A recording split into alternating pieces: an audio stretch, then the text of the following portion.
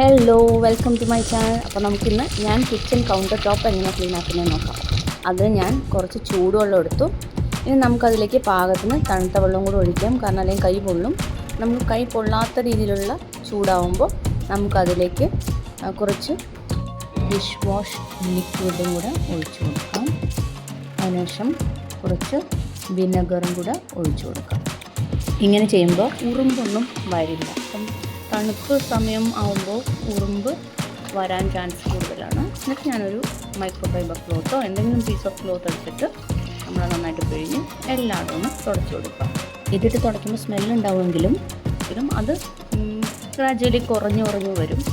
അപ്പോൾ അതൊരു പ്രശ്നമല്ല. പക്ഷേ ഉറുമ്പ്, പല്ലി എന്നിവയൊക്കെ ഒഴിവാക്കാൻ ഇത് നല്ലതാണ്. പക്ഷേ ഇത് ഒരു പ്രാവശ്യം ചെയ്തിട്ട് കാര്യമില്ല. എപ്പോൾ തുടയ്ക്കുമ്പോഴും അറ്റ്ലീസ്റ്റ് ഒന്നരാടെങ്കിലും ഇത് വെച്ച് തുടച്ചിരിക്കണം. എന്നാൽ ഉറുമ്പ് അങ്ങനെ വരില്ല. ഇനി അതുപോലെ തന്നെ ഗ്യാസ് സ്റ്റൗ നമുക്കൊന്ന് വൃത്തിയാക്കാം.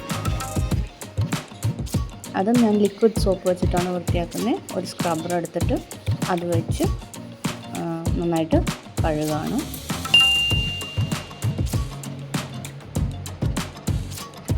അതിൻ്റെ അടിഭാഗത്തും എന്തെങ്കിലുമൊക്കെ വീണ് കിടപ്പുണ്ടാവും. അപ്പോൾ അതും നമ്മളൊന്ന് സ്ക്രബ്ബർ വെച്ചിട്ടൊന്ന് തുടച്ചു കൊടുക്കുക. അപ്പോൾ എന്തെങ്കിലും റെസിഡ്യൂ ഉണ്ടെങ്കിൽ അല്ലെങ്കിൽ എന്തെങ്കിലും അടിഭാഗത്ത് ഡോട്ട് കിടപ്പുണ്ടെങ്കിൽ അത് പോയി കിട്ടും. അപ്പോൾ നമ്മൾ പാലോ വെല്ലവും തിളപ്പിച്ചത് വീണിട്ടുണ്ടെങ്കിൽ അതൊക്കെ പോകാൻ നല്ലതാണ്.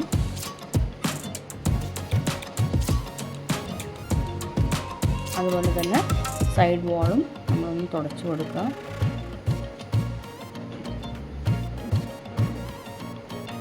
അടിയിലും ഒന്ന് നന്നായിട്ട് തുടച്ചു കൊടുക്കുക.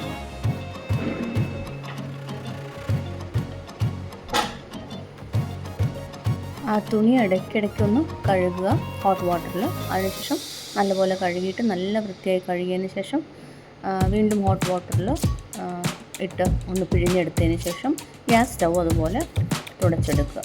ഗ്യാസ് സ്റ്റൗവിലും ചിലപ്പോൾ ഉറുമ്പൊക്കെ വരാം. അതായത് ഇപ്പോൾ എന്തെങ്കിലും കിടക്കുന്നുണ്ടെങ്കിൽ വരാം. അപ്പം നമ്മളത് ഇല്ലാണ്ടാക്കാനായിട്ടാണ് അത് വെച്ചിട്ട് തുടയ്ക്കുന്നത്.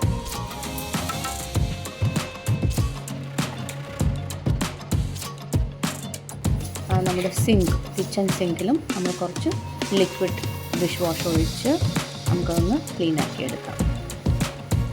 മറ്റൊരു സ്ക്രബ്ബർ വെച്ചിട്ട് നമുക്കതൊന്ന് നന്നായിട്ട് ക്ലീൻ ചെയ്തെടുക്കാം.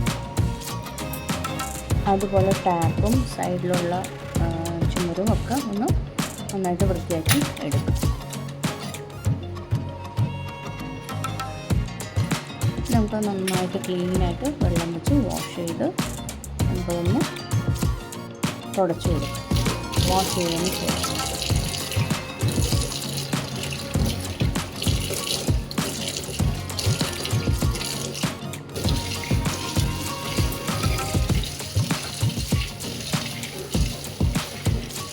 സിങ്കും ഞാനൊരു തുണി വെച്ച് നന്നായിട്ട് ഡ്രൈ ആക്കി ഇട്ടു.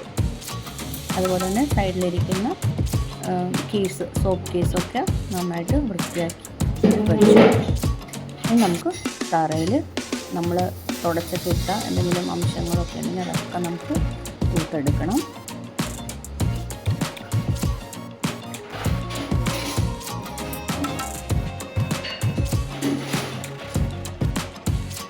ഇതൊക്കെ പലരും ചെയ്യുന്നതായിരിക്കാം. പക്ഷേ ഇതൊരു മോട്ടിവേഷണൽ വീഡിയോ ആയിട്ട് കരുതാം. നമുക്കിപ്പോൾ ഒന്ന് മടി പിടിച്ചൊക്കെ ഇരിക്കുകയാണെങ്കിൽ ഇത് കാണുമ്പോൾ നമുക്കൊന്ന് ചെയ്യാൻ ഒരു ഉത്സാഹം വന്ന് നമ്മൾ ചെയ്യും. അപ്പോൾ അതിനുവേണ്ടി നിങ്ങളിത് കാണുക.